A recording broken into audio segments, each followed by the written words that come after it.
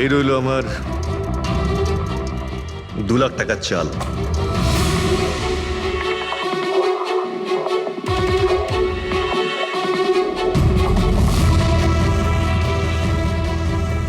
আমার 3 লাখ টাকার চাল।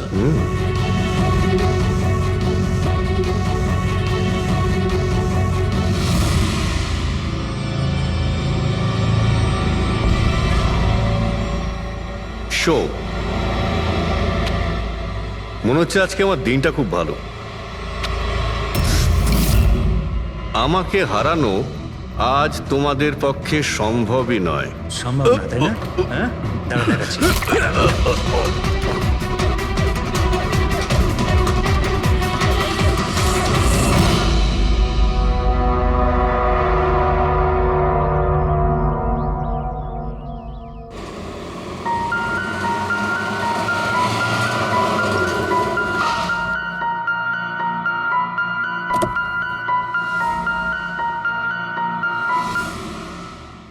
চলো বাচ্চারা,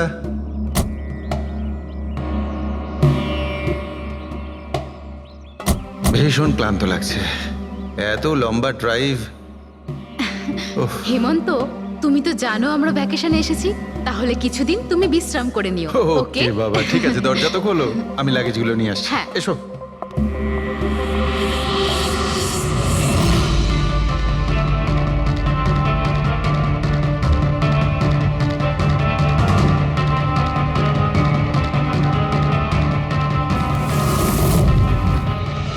হেমন্ত, হেমন্ত তাড়াতাড়ি এদিকে এসো। এই এই দরজাটা। তুমি ওদের গাড়িতে বসাও, আমি দেখছি। হেমন্ত, সাবধানে প্লিজ। চলো চলো চলো।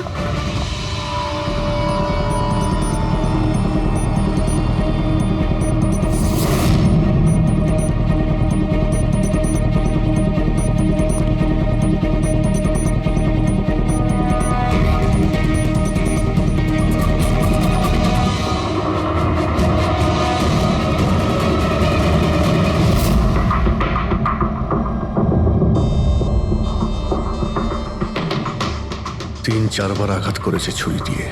লাশ খুব একটা পুরনো নয়, মনে হচ্ছে কাল রাতে খুন হয়েছে এর। জুয়া খেলার সময় মারা গিয়েছে।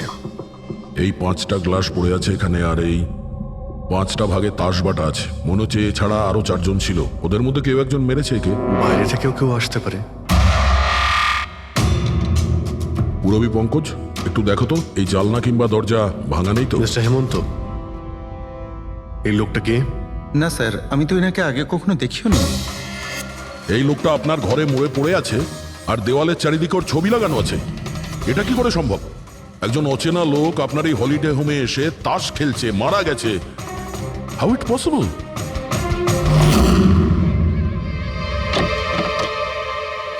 আচ্ছা, এখানে কোনো গার্ড নেই? ছিল স্যার, বহু বছর একজন গার্ড ছিল, কিন্তু ওই মাস চারেক আগে তার মৃত্যু হয়, ব্যাস, তারপর থেকে আর কেউ নেই। আমি ভেবেছিলাম যে এবার একজন নতুন গার্ড রাখবো। আমায় বিশ্বাস করুন, আমি একদম সত্যি বলছি, আমি এই ভদ্রলোককে চিনিও না। উনি এখানে কি করছিলেন, ওনার ছবি এখানে কেন টাঙানো, আমি কিচ্ছু বুঝতে পারছি না।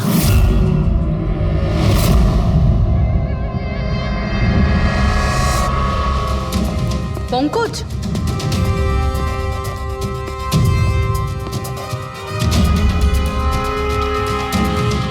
স্যার স্যার, জোর করে তো কেউ ভেতরে ঢোকেনি। হ্যাঁ, পিছনের দরজায় তালা নেই কোনো, আর তার ছিটকানিটা বাইরে থেকে খোলা যায়। ওখান থেকে এসছে ওরা। আর স্যার, এই লিভিং রুমের যে জানলাটা আছে, এর বাইরে একটা কাটার ঝোপ আছে। ঝোপের মধ্যে এইটা পেলাম স্যার, কাপড়ের টুকরো। মনে হচ্ছে কেউ এর উপরে নজর রাখছিল ওখান থেকে, আর তাড়াহুড়ো করে দৌড়তে গিয়ে তখন এই কাপড়ের টুকরোটা ওইখানে আটকে যায়। মৃত ব্যক্তি ছাড়া এখানে আরো 4 জন ছিল, আর একজন লোক বাইরে, সব মিলিয়ে 5 জন। তাহলে এই ক্রাইমের অন্তত 5 জন সাক্ষী আছে। যদি ওই 5 জনের মধ্যে একজনকেও ধরতে পারা যায়, তাহলে জানা যাবে কাল রাতে এখানে কি হয়েছিল।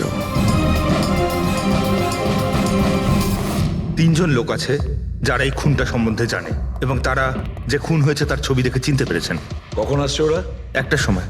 5 জনের মধ্যে 3 জন প্রথমবারই পাওয়া গেল, নট ব্যাড। আর স্যার ওনারা নিউজ দেখে নিজেরাই আমাদের সঙ্গে দেখা করতে এসেছিলেন। অসাধারণ ব্যাপার। সমাজে যদি বাজে লোক থাকে, ভালো লোকও অনেক আছে স্যার।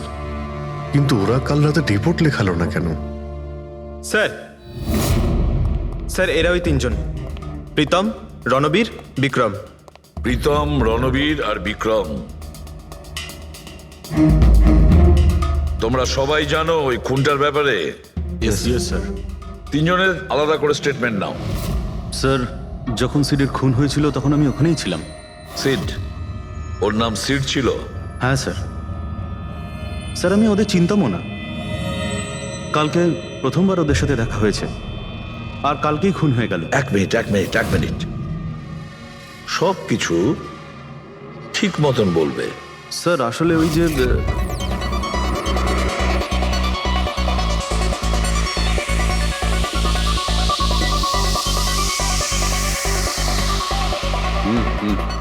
Sure sir. কি হয়েছে স্যার?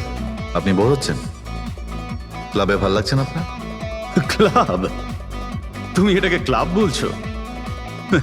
মনে হচ্ছে ক্লাব তুমি দেখোইনি। স্যার, আপনি এখানে নতুন এসেছেন, এই শহরে প্রথমবার এসেছেন? হ্যাঁ, নিউ ইয়র্কে থাকি। একটা কাজের জন্য ইন্ডিয়াতে এসেছি। কাজ শেষ হয়ে গেছে আর শহরে বসে বোর হচ্ছি। আপনার বোর্ডন দূর করার একটা রাস্তা আছে আমার কাছে। রিয়েলি? কি? একটু এক্সপেন্সিভ। সেটার চিন্তা তোমায় করতে হবে না। কি রাস্তা আছে সেটা বলো। ভেবে দেখুন স্যার, লাখ টাকার ব্যাপার, আর রিস্কও আছে। ঝুঁকি, রিস্ক নেওয়া আমার হবি। আর সেটা যদি হয় টাকার, সেটা আমার কাছে অনেক আছে। কাজটা বলো। সুপার দেন। তুমি কি ধরনের জোকিং এর কথা বলছো? এরকম কোনো ব্যাপার নেই স্যার, শুধু জুয়া খেলতে হবে। লাখ টাকা, জিতে গেলে মালামাল আর হেরে গেলে কঙ্কাল। আর এমনিতেও আপনার টাকার তো কোনো চাপ নেই। তাহলে চলুন আমার সাথে, কাম। যাচ্ছ কোথায়? এক ভদ্রলোকের বাড়ি। ভদ্রলোকের বাড়ি? কে ভাই?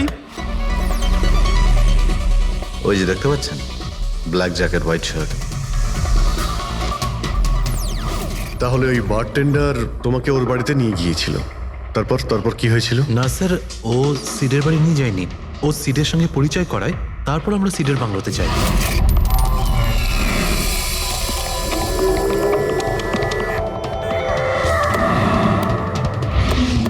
আর যখন আমরা ওখানে পৌঁছলাম তখন আগে থেকেই দুজন ওখানে ছিল।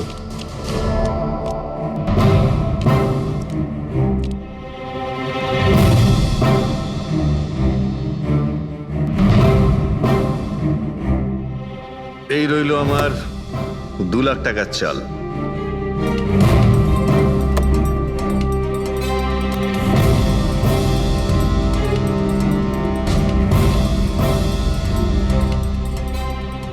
শো দেখা। দারুণ ব্যাপার ভাই। কি খেয়ে বসেছিস? জিতেই চলেছিস। আমাদেরও বলে দে, আমরা একটু টাকা কামাই। ভাই, যদি খেলেই যেতে পারা যেত তাহলে তো কোনো কথাই ছিল না। এগুলো সব কপালের ব্যাপার, আর আজ আমার কপাল ভীষণ ভালো। সেটাই মনে হচ্ছে। তাহলে আরেকটা ডিল হয়ে যাক। হয়ে যাক। এটা কি করে হতে পারে? বললাম না আমার কপাল খুব ভালো। তোর লাক আজকে ভালো না অন্য কিছু? মানে এটাই যে তুই তাসের মধ্যে সেটিং করে রেখেছিস। এ নিশ্চয়ই তাসের মধ্যে কিছু গোলমাল করে রেখেছে। ভাই, এর বাড়ি হয়তো কোনো ক্যামেরাও লাগিয়ে রেখেছে, নাকি তাসে গন্ডগোল করে রেখেছে। ভেবে দেখার ব্যাপার। তোর মনে হচ্ছে আমি চিটিং করছি?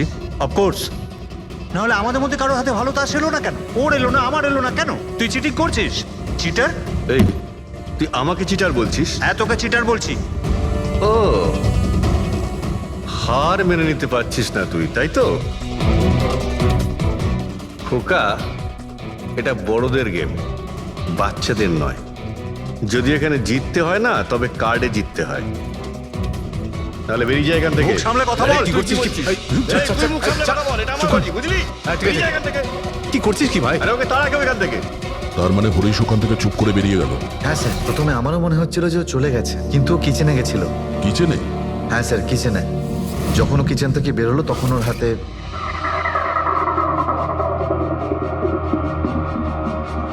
তুই আবার এসিস এখানে?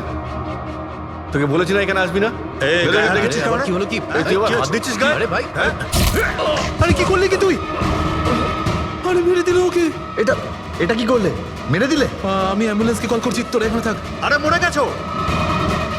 পুলিশকে ফোন কর, না হলে আমরা সবাই ফেসে যাবো। পুলিশকে ফোন করলে আমরা বেঁচে যাব? জুয়া খেলছিলাম আমরা, বেআইনি এই জুয়া খেলা। হ্যাঁ জুয়া খেলেছি, কাউকে মারিনি তো দেখ, আমরা। বেশি চালাকি করিস না। পুলিশ যদি আসে না, আমি একা ফাঁসবো না, সবাই মিলে ফাঁসবো। সেভ একটা কাজ করতে পারি, তোরা এখান থেকে যা, আমি কাজটা খতম করে আসছি। তোমরা কত টাকা হেরেছিলে? স্যার 30 লাখ। আমার প্রায় 50 লাখ মতন। স্যার 35 লাখ। এক মিনিট রণবীর, তুমি বলেছিলে যে সিড ওই সময় সাদা শার্ট পরেছিল, ইয়ে স্যার, উনি সাদা শার্টই পরেছিল। আর বিক্রম, তুমি বলেছিলে যে ও হলুদ শার্ট পরেছিল। হ্যাঁ স্যার, ও হলুদ শার্টই পরেছিল। ও সাদা বা হলুদ রঙের শার্ট পরেছিল না, একটু ব্লুইশ কালার ছিল শার্টটার, আমার ভালো মনে আছে। কিভাবে সেটা হয়? আমরা যখন লাশটাকে পেয়েছিলাম তখন ও হোয়াইট কালারের শার্ট পরেছিল, আর রণবীরও তো এই একই কথা বলছে। এটা কিভাবে সম্ভব? একই সময়ে আলাদা আলাদা ড্রেসে কিভাবে খুন হয়? স্যার, যখন মার্ডার হলো তখন এটা কেউ ছিলই না ওখানে। ছিল না মানে? মানে এটাই যে আমার ভালো মতো মনে আছে, এটা 6 মাস আগের ঘটনা। এরা ছিল না ওখানে। না স্যার, এটা পুরো 1 বছর আগের কথা। কি সব বলছে স্যার এরা? খুন তো কাল রাতে হয়েছে, তাই না? এক্স্যাক্টলি, খুনটা গতকাল রাতেই হয়েছিল।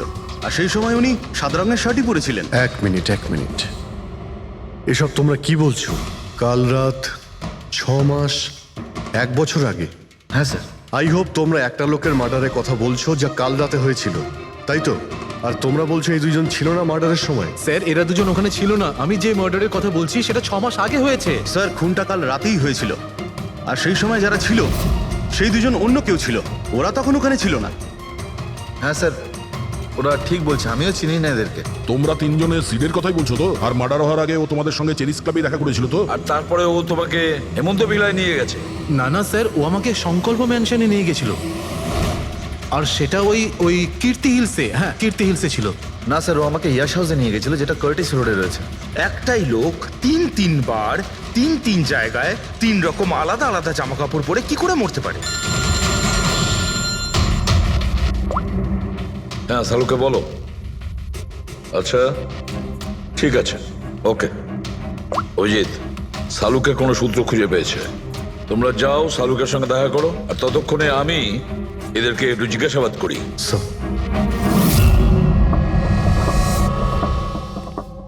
হ্যাঁ, এসো ভাই এসো, দেখো আমি কি পেয়েছি।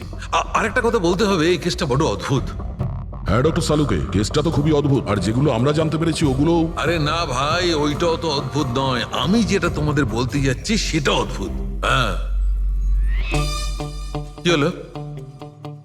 তুমি এদিক ওদিক কি দেখছো? কিছু না। ঠিক তো? না, আমি আপনার কথাই শুনছি। কি বলছেন স্যার? ও আচ্ছা, হ্যাঁ, তো আমি কি বলছি? ও হ্যাঁ, অদ্ভুত। দেখো, আমি এর রক্তের সঙ্গে সঙ্গে রক্তের মতো আর একটা জিনিস পেয়েছি। রক্তের মতো?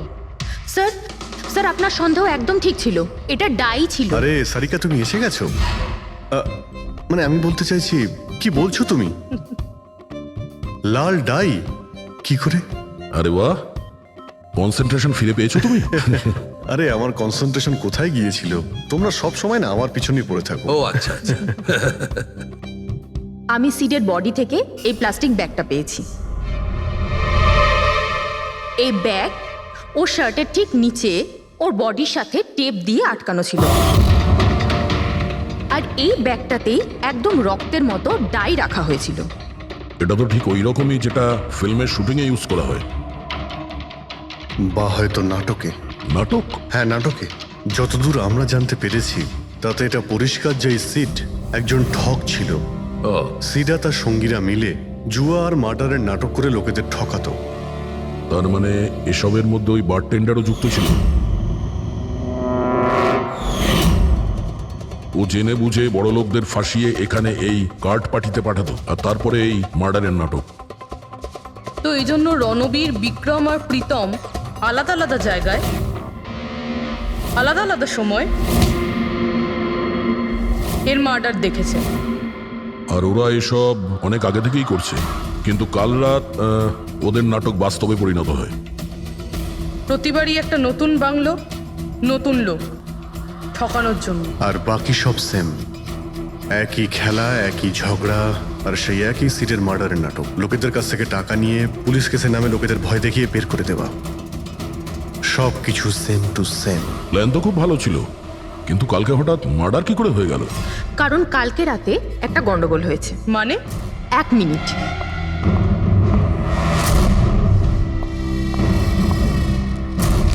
স্যার, আর এই হচ্ছে ছুরি। এই ছুরিটাও সেই রকমই নকল যেমনই রক্তটা। যদি এটাকে কারোর শরীরে মারা যায় তখন এটা শরীরের ভেতরে যায় না, এটা ছুরির ভেতরেই চলে যায়। এই দেখো। কিন্তু ডক্টর, এটা যদি নকল চাকু হয় তাহলে এই নকল চাকু দিয়ে সিড মারা গেল কি করে? কালকে রাতে একটা ভুল হয়েছিল। এখানে একটা পেঁচ আছে, এই দেখো। যদি এই পেঁচটাকে ঘুরিয়ে দেওয়া যায় তখন এই ফলাটা আটকে যায়, ভেতরে ঢুকতে পারে না। তারপর এই ছুরিটা দিয়ে কেউ যদি আঘাত করে শরীরের ভেতরে ঢুকে যায়। কেউ ইচ্ছে করে এই ছুরিটাকে এরকম বানিয়েছে যাতে সিড মরে যায়। এরকম তো সেই লোকটাই করতে পারে যে এই খেলার ব্যাপারে সব কিছু জানতো। এটা বোধহয় সে যে লিভিং রুমের ব্যালকনিতে ছিল, যার কাপড়ের টুকরো আমরা পেয়েছিলাম। আর দ্বিতীয়ত, আমাদের খুনির কাছে সে পৌঁছবে যে বাকি লোকেদের কার্ড পার্টি পর্যন্ত পৌঁছেছে। ওই bartender Dinesh. Excuse me? I am sorry sir, এখনো ক্লাব ওপেন হতে বেশ কিছুটা সময় বাকি আছে। Sorry sir. আমরা একটা কেসের ব্যাপারে এখানে এসেছি, আমরা সিআইডি থেকে। সিআইডি? হ্যাঁ বলুন স্যার, আমি কি করতে পারি আপনার জন্য? স্টাফেদের সঙ্গে কিছু কথা আছে। স্টাফেরা এখানে আছে?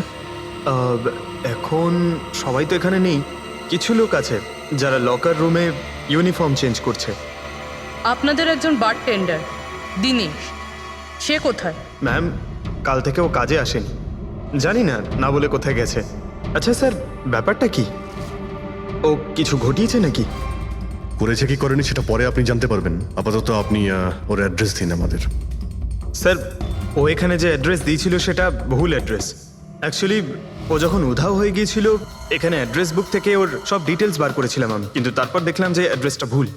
আপনি চাইলে আমি আপনাকে অ্যাড্রেসটা দিতে পারি, কিন্তু আমার মনে হয় না আপনি ওকে ওখানে খুঁজে পাবেন। আপনি যখন কাউকে কাজে রাখেন তখন তাদের ডিটেলস নিয়ে রাখেন না? আপনি কি জানেন আপনার এই বারকে সামনে রেখে ও লোককে ঠকাতো? হোয়াট? আর আমরা এখন ওকে একটা খুনের ব্যাপারে খুঁজছি। Murder? I am sorry ma'am, আমি সত্যি জানতাম না। সেই জন্যই আগে থেকে ভালো করে খোঁজ নিতে হয়। রুলসগুলো আপনার ভালো করে ফলো করা উচিত ছিল। আগে থেকে এগুলো করলে আজকে এরকম প্রবলেম হতো না। I am sorry sir. আচ্ছা, এই দিনের সম্পর্কে আর কি বলতে পারো? কিছু জানো ওর সম্পর্কে? না স্যার, তেমন বিশেষ কিছু নয়, কারণ ও খুব কম কথা বলতো, বেশিরভাগ চুপ করেই থাকতো। সেই জন্য ওর বন্ধু কম ছিল, শুধু এক মেয়ে ছাড়া, মানসী। ও এখানে ওয়েট্রেসের কাজ করে। ওদের মধ্যে ভালো ভাব ছিল, যদিও ওরা দুজনে কোনোদিন এটা প্রকাশ করেনি, কিন্তু আমার মনে হয় যে ওদের মধ্যে প্রেমের সম্পর্ক ছিল। তো আপনি মানসীকে জিজ্ঞেস করেননি কি ছিল ওদের মধ্যে? জিজ্ঞেস করেছিলাম ওকে, কিন্তু ও নিজেও জানে না। কোনো ব্যাপার না, মানুষকে একবার ডাকুন তো। ঠিক আছে স্যার। স্যার, মানসী। মানসী, দিনেশ তোমার বন্ধু ছিল? ছিল মানে? ও ঠিক আছে তো? দেখো, একটা খুন হয়েছে, আমরা সন্দেহ করছি দিনেশ ওটাতে ইনভলভ আছে। আমরা ওকে খুঁজছি। তুমি জানো কোথায় আছে ও? আমি নিজেই অনেক টেনশনে আছি, ওর ফোনও লাগছে না। আর ও এখানে যে অ্যাড্রেসটা দিয়েছিল সেটাও নকল। আর আপনারা বলছেন যে ও কোনো মার্ডারের সাথে যুক্ত? আচ্ছা, আপনি তো ওকে খুব ভালো করেই জানতেন না? হ্যাঁ স্যার, আমরা একে অপরকে ভালোবাসতাম আর আমরা বিয়েও করতে চলেছিলাম। সেই জন্য ও কিছু টাকা জোগাড় করতে চাইছিল। আচ্ছা, ও এই টাকাটা ক্লাবের চাকরি থেকে জমাচ্ছিল নাকি অন্য কোনো সাইড বিজনেস ছিল ওর? চাকরি ছাড়া ও শেয়ার বিজনেসে ও টাকা লাগিয়েছিল। আর আমাকে বলতো যে ও অনেক টাকা রোজগার করছে, আমাকে দামি দামি গিফট দিত, আর দামি দামি রেস্টুরেন্টও নিয়ে যেত। তো ও তোমায় ওর ঠকানোর বিজনেসের ব্যাপারে কিছুই বলেনি? ওর কোনো ছবি আছে তোমার কাছে? হ্যাঁ আছে।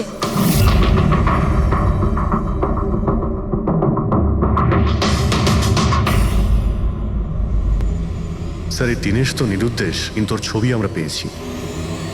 এটাকে আমরা সার্কুলেট করে দিচ্ছি। হ্যাঁ করাও অভিজিৎ, করাও।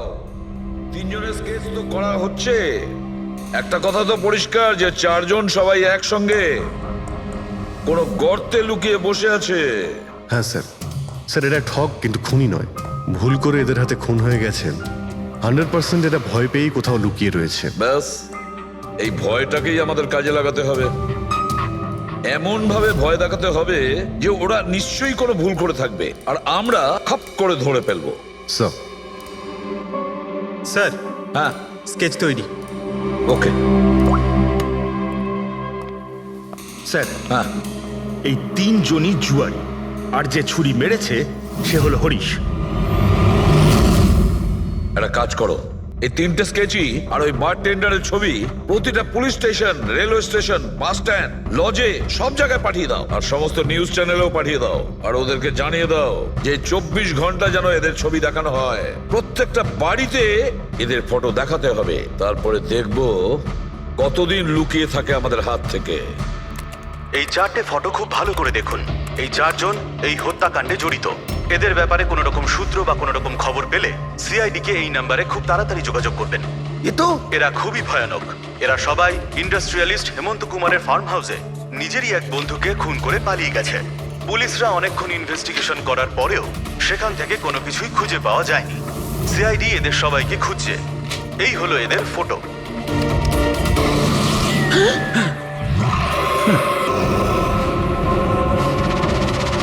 ভাই শোন না, ম্যাচটা চালু কর না, ম্যাচ হচ্ছে। এরা সবাই ইন্ডাস্ট্রিয়ালিস্ট হেমন্ত কুমারের ফার্ম হাউসে নিজেরই এক বন্ধুকে খুন করে পালিয়ে গেছে। সিআইডি এদের সবাইকে খুঁজছে। এই হলো এদের ফটো। দেখলি তুই, এরা তো সবকিছু জেনে ফেলেছে। ভাই ছবি টবি সব দেখাচ্ছে, সমস্ত ডিটেলস দেখাচ্ছে। বাজেভাবে ফেসে যাবো ভাই এসবে। হাসবো তো বটেই। আমি তোদের আগেই বলেছিলাম যে চল পালিয়ে যাই, কিন্তু তোরা তো শুনলেই না। এবার পুলিশ আসবে, সব জায়গায় খোঁজ করবে, আর তখন আরে এখনো অনেক সময় আছে। চল পালাই, এই ব্যাগ তোলা, সবাই মিলে পালাই, চল।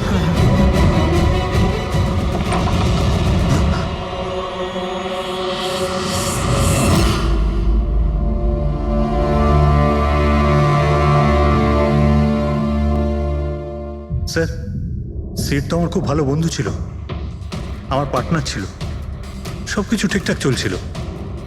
এতদিন ধরে কোনো গোলমাল হয়নি।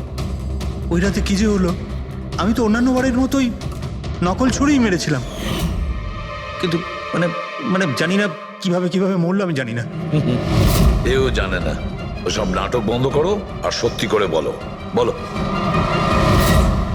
স্যার, আমরা ধনী আর এনআরআই লোকদের বোকা বানিয়ে ঠকাতাম, আর দিনেশ ওই জেডিস ক্লাব থেকে এই ধরনের বোকাদের সিডের কাছে আনতো। তারপর আমরা সেই বড় লোক এনআরআই লোকগুলোকে কোনো খালি নির্জন বাংলোয় নিয়ে যেতাম, যেটা আমরা প্রথম থেকেই সিডের বাংলোর মতো সাজিয়ে রাখতাম। হ্যাঁ স্যার, আমার একটা বিজনেসও আছে স্যার, রিয়েল এস্টেটের বিজনেস। তাই স্যার এই কাজের জন্য এরকমই খালি শুনশান বাংলোর খোঁজ করতাম আমি স্যার, আর তারপর অ্যাভেলেবেল করাতাম এই কাজের জন্য স্যার। স্যার প্রথমে আমরা মুরগিকে জিততে দিই, আর তারপর যখন সে ভরসা পেয়ে যায় তখন সিট জেতা শুরু করে দেয়। এই সব কিছু প্ল্যান থাকতো স্যার, সিট জিততেই থাকতো, আর ওরা আমার মধ্যে ঝগড়া শুরু হতো, আর আমি রেগে গিয়ে ওকে খুন করে দিতাম, মানে মিথ্যে করেই। এসব দেখে ধনী এনআরআই লোক ঘাবড়ে যেত আর ওদের টাকা পয়সা ফেলে পালিয়ে যেত। উঠে পর, নাটক শেষ, চলে গেছে ও।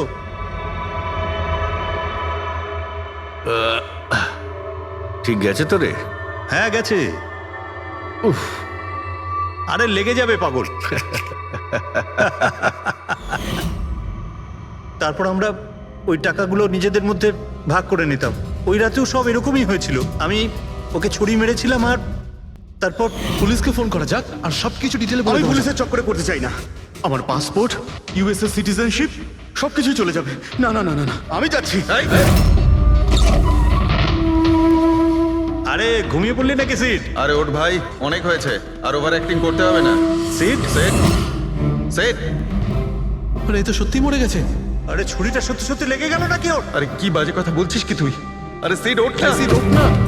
আরে ছুরিটা কি করে? তুই ছুরিটা ইউজ করার আগে চেক করিসনি নাকি? আরে প্রথমবার করছি নাকি? শুটিংয়ের ছুরি এটা, একটাই তো ছুরি আছে না, কিন্তু এই খুন কি করে হতে পারে? আমাদের পুলিশকে জানাতে হবে। পুলিশকে যদি জানাই তো আমরা সবাই ফেসে যাব। তাহলে কি করব?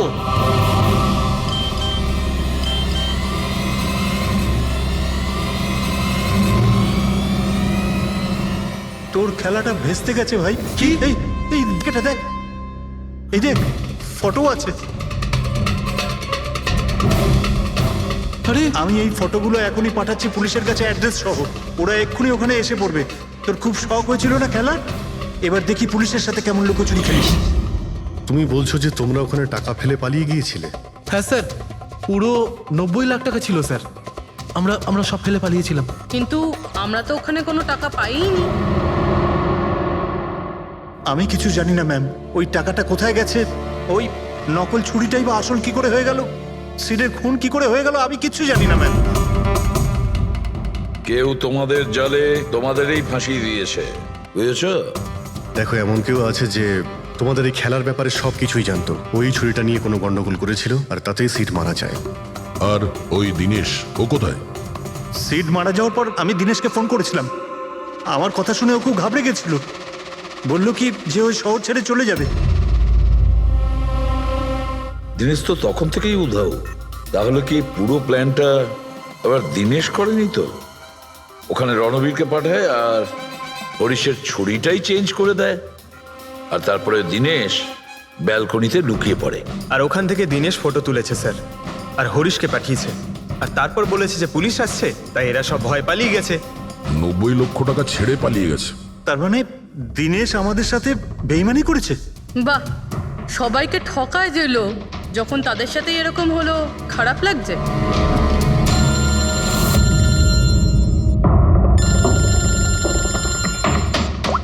হ্যাঁ বলো সালুকে। ফ্যান্টাস্টিক, ঠিক আছে। সালুকে বললো যে প্রমাণ পাওয়া গেছে, যে জিনিস দুটো আমরা দিনেশের কথায় আমরা পাঠিয়েছি, ওর ইউনিফর্ম আর জিম ব্যাগ। হ্যাঁ দা, যে কাপড়ের টুকরো আমরা ব্যালকনি থেকে পাই, ওই টুকরোর সঙ্গে এই দিনেশের ইউনিফর্মের কাপড় ম্যাচ করছে। স্যার, তার মানে খুনি দিনেশ?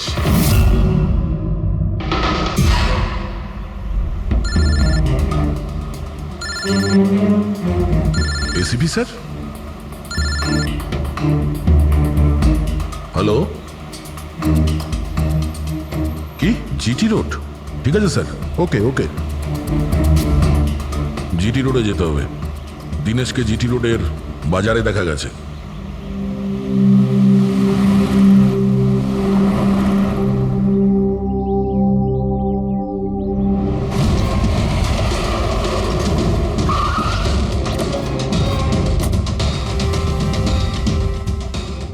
ভাই, এই লোকটাকে দেখেছো এখানে?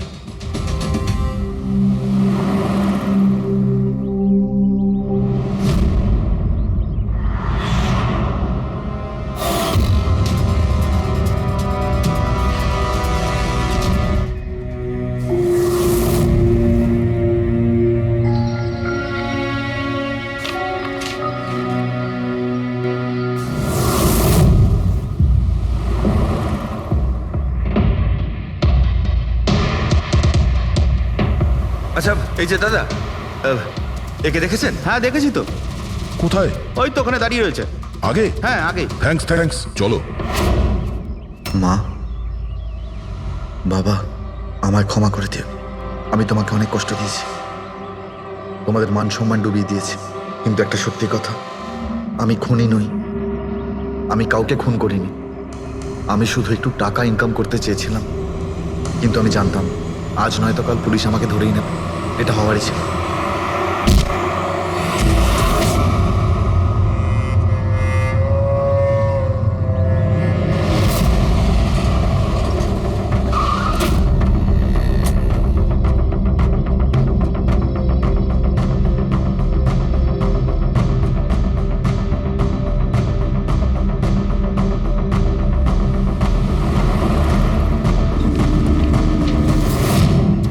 ক্ষমা করে দাও। এই বদনাম নিয়ে বেঁচে থাকার থেকে মরে যাওয়া ভালো। স্যার আমরা সিসিটিভি ফুটেজ চেক করে দেখেছি, ওকে দেখে ওখানে ডিপ্রেসড মনে হচ্ছিল। স্যার মনে তো হচ্ছে না কেউ ওকে ফোর্স করেছিল, ও নিজের ইচ্ছেতেই মারা গিয়েছে। সুইসাইড নোট পড়ে তো মনে হচ্ছে স্যার ও এই কাজের ব্যাপারে খুব লজ্জিত ছিল। ও এ ব্যাপারে জড়িত তো ছিল, কিন্তু সিটকেও মারেনি। স্যার দিনেশ নয় তো আর কে হতে পারে? এদের এইসব খেলার ব্যাপারে আর তো কেউ জানতোই না। এরকম ব্যাপার নয় তো যে এরা যাদেরকে ঠকিয়েছিল ওদের মধ্যে কেউ এদের থেকে প্রতিশোধ নিচ্ছে? হতে পারে। একটা কাজ করি, আমরা বোর্ডের ওপর পুরো সাসপেক্টদের নাম লিখি, ওদের ফটোগুলো ওই সাসপেক্ট মানে ওই এনআরআই যাকে হরিশ আর তার দুই বন্ধু মিলে ঠকিয়েছে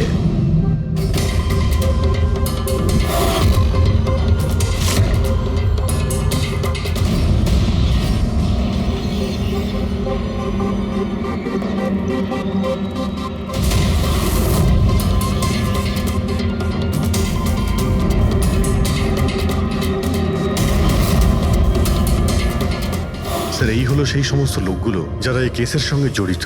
অভিজিৎ, খোঁজ নিতে হবে খুনের সময় এরা কোথায় ছিল। পুরো ইনফরমেশনটা আমরা এয়ারপোর্ট ইমিগ্রেশন থেকে পেয়ে যাব। স্যার এই ফটোগ্রাফে যে 8 জন লোক আছে সেই সময় তারা ইন্ডিয়াতে ছিলই না। ইনফ্যাক্ট বেশিরভাগ লোকই এই ঘটনার পরে ইন্ডিয়াতে ফেরেইনি। শুধু এই 4 জন ছাড়া এই 3 জন সাক্ষী, বিক্রম, রণবীর, প্রীতম আর মিস্টার রানা। স্যার এক্ষুনি আমি মিস্টার রানার বাড়িতে ফোন করেছিলাম, ওনার ওয়াইফ ধরেছিলেন। বললেন যে 3 বছর আগে উনি মারা গেছেন, আর 3 বছর আগে এরা ওনাকে ঠকিয়েছিল। উনি এই গিল্ট ফিলেই ভুগতেন যে ওনার সামনে কেউ খুন হয়ে গেছিল আর উনি কিচ্ছু করতে পারেননি, যার জন্য উনি নেশার কবলে পড়েন। আর তাহলে বাকি থাকলো 3 জন সাসপেক্ট, প্রীতম, রণবীর আর বিক্রম। প্রীতম আর বিক্রম এরা তো দেশের মধ্যেই ছিল, কিন্তু এই শহরে ছিল না। এবার এই রণবীরই শুধু বাকি থাকলো। রণবীর তো নিজেই ওখানে ছিল, ওই ফটোতেও ছবি আছে। হ্যাঁ স্যার, ও একই সাথে ব্যালকনি আর হল তাতে থাকতে পারে না, এটা অন্য কেউই হবে। তাহলে কে হতে পারে এই খুনি? পঙ্কজ, মিস্টার রানা 3 বছর আগে মারা গেছেন, ওনার পুরো ডিটেলসটা আমার চাই। Sir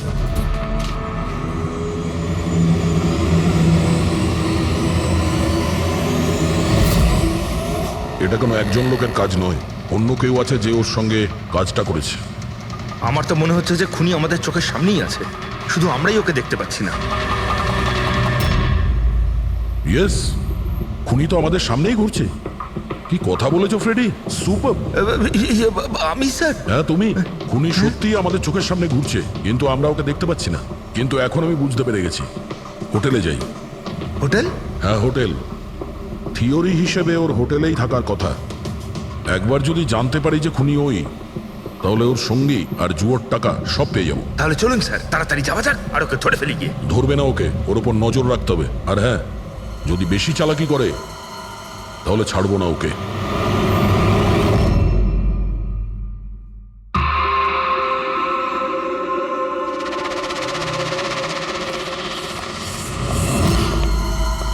excuse me. হ্যাঁ স্যার। আমি আপনার ফোন থেকে একটা ফোন করতে চাই। করুন স্যার। ওয়েল, আমার একটু প্রাইভেট কথা ছিল আর কি। এছাড়া কি আপনার কাছে অন্য কোনো ফোন আছে? স্যার ওইটাই চলে যান, ওটা থেকে কথা বলে নিন। Thank you. Thank you.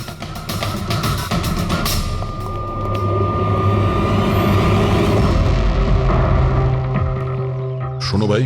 হ্যাঁ স্যার। আমরা সিআইডি থেকে আসছি, আমরা এই লোকটাকে ফলো করছি। এই লোকটা যে কথা বলছে ওটা আমাদের শুনতে হবে যে কি কথা বলছে। স্যার ওই ফোনটা এই ফোনটার সাথে কানেক্টেড। আমার মনে হচ্ছে সিআইডি কিছুই জানতে পারেনি। প্ল্যানটা সাকসেসফুল। আমাদের প্ল্যানটা খারাপ করার শুধু একটাই লোক ছিল, আর সে ছিল দিনেশ। আরও সেটার উপযুক্ত শাস্তি পেয়ে গেছে। So there is nothing to worry about. You don't worry. আমি যদি কিছু জানতে পারি তোমাকে জানাবো। I love you two.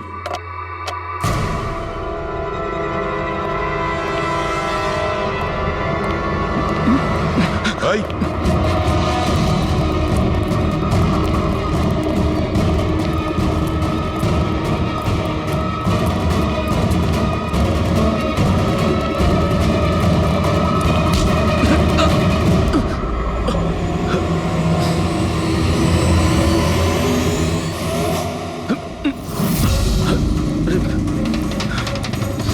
আমি আপনাদেরকে কিচ্ছু বলতে পারবো না, আমি এই ব্যাপারে কিচ্ছু জানি না। তুই কিছু বলিস আর না বলিস, তুই ফোনে যা কথা বলছিলি না ওটা আমরা সবাই শুনে নিয়েছি, বুঝলি? শুধু এটা বল, টাকা কোথায়? হ্যাঁ, দেখো, মুখ বন্ধ করে কেন নিজের জীবনের সর্বনাশ ডেকে আনছো? তোমার মঙ্গল এতেই, চুপচাপ যা জানো সব বলে দাও। টাকাটা ওর কাছে রয়েছে।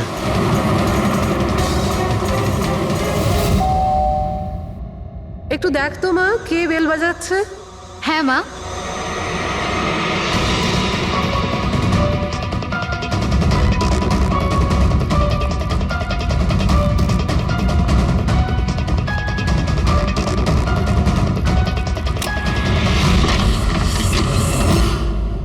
হাই, চিনতে পেরেছো? স্যার, মানসী। অ্যাকচুয়ালি আমরা আপনার বাড়ির তল্লাশি নিতে চাই। Search warrant. কি ব্যাপার, আপনারা কারা? সিআইডি, আমাদের কাছে আপনার বাড়ির তল্লাশির অর্ডার আছে। কিন্তু আমরা কি করেছি? আপনারা এখানে কেন এসেছেন? খুব তাড়াতাড়ি জানতে পারবে। চেক করো।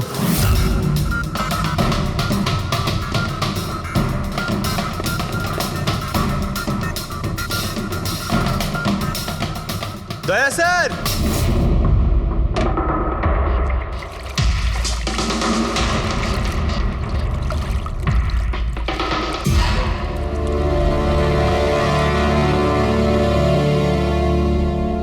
চলো। এই নোটগুলোতে রক্ত লেগে রয়েছে। ডিএনএ টেস্ট করলেই জানতে পেরে যাব যে এই রক্তটা সিডের, তাই না? এবার বলো, কিছু জিজ্ঞেস করবে? এখন এ জিজ্ঞাসা করবে না, আমরা জিজ্ঞাসা করব বিউরোতে। কিন্তু আপনারা আমাকে কেন সন্দেহ করলেন? শেষবার আমাদের মনে হয়েছিল যে দিনেশ খুনি, কিন্তু ও সুইসাইড করে প্রমাণ করে দিয়েছে যে ও খুনি নয়। মানুষ, এটা কি চেনো? এটা তোমার ইউনিফর্মের কাপড়ের টুকরো। এটার কারণে আমরা তোমাকে সন্দেহ করছি, বুঝেছো? আর তারপর আমরা এইটা খোঁজ লাগালাম যে তুমি এরকম কাজ করলে কেন। আপনি জানতেন যে আমি এসব কেন করেছি? মিস্টার রানা, আপনার বাবা ছিল, রাইট? হ্যাঁ, উনি আমার বাবা ছিলেন, আর ওনার প্রাণ সিট আর ওনার সঙ্গীতের জন্য গেছে। উনি ওই ঘটনাটা কিছুতেই ভুলতে পারেননি, আর উনি একজন ডায়াবেটিসের রোগী ছিলেন। তারপরে উনি প্রচুর ড্রিঙ্ক করতে শুরু করে দিয়েছিলেন। উনি কি জানতেন এগুলো যা হচ্ছে সেগুলো সবই নাটক? না, উনি কিছুই জানতেন না। যদি এটা জানতেন তাহলে নিজের প্রাণ নিতেন না। উনি তো এই সব কিছুকে সত্যি মনে করতেন। ইউএসএ তে ছিলাম আমি, যখন মা আমাকে কল করলো। বাবার অবস্থা খুব খারাপ ছিল। যখন আমি ইন্ডিয়া আসলাম তখন উনি আমাকে বললেন যে আমাকে ওনার কোনো অসম্পূর্ণ কাজ পূর্ণ করতে হবে আর ওনার অপরাধীদের শাস্তি দিতে হবে। তারপরে আমিও বাবাকে প্রমিস করেছিলাম যে আমি ওনার অসম্পূর্ণ কাজ শেষ করব। তারপরে উনি আমাদের সবাইকে ছেড়ে চলে গেলেন। তারপরে তুমি কি করলে? তারপরে আমি খোঁজ করা শুরু করি, কিন্তু ওই সময় এরকম কোনো কেস রেজিস্টারই হয়নি। কিন্তু পরে আমার মনে পড়েছিল, বাবা বলেছিল যে এই জেডিস ক্লাবে দিনেশ ওনাকে সিডের সাথে দেখা করিয়েছিল। তো এইভাবে তোমার সঙ্গে দিনেশের দেখা হয়? হ্যাঁ, তারপরে আমি ওখানে ওয়েটারে চাকরি করা শুরু করি। দিনেশকে নিজের বন্ধু বানাই আর ধীরে ধীরে ওর কাছে আসতে থাকি। তারপরে পুরো বিষয়টাই আমি বুঝতে পেরেছিলাম যে কিভাবে ওরা আমার বাবাকে বোকা বানিয়ে আমার বাবার থেকে টাকা নিয়েছিল। কিন্তু আইনের কাছে সাহায্য চাওয়ার বদলে তুমি আইন নিজেই হাতে নিয়ে নিলে। বেইমানির বদলে বেইমানি। দিনেশের সঙ্গে তুমি ভালোবাসার নাটক করেছিলে। হ্যাঁ, আমি নাটক করেছি। ওদেরকে উপযুক্ত শাস্তি দেওয়ার জন্য আমি এটা করেছিলাম। আর এতে তোমার সাহায্য করেছে তোমার প্রেমিক, তোমার আসল বয়ফ্রেন্ড।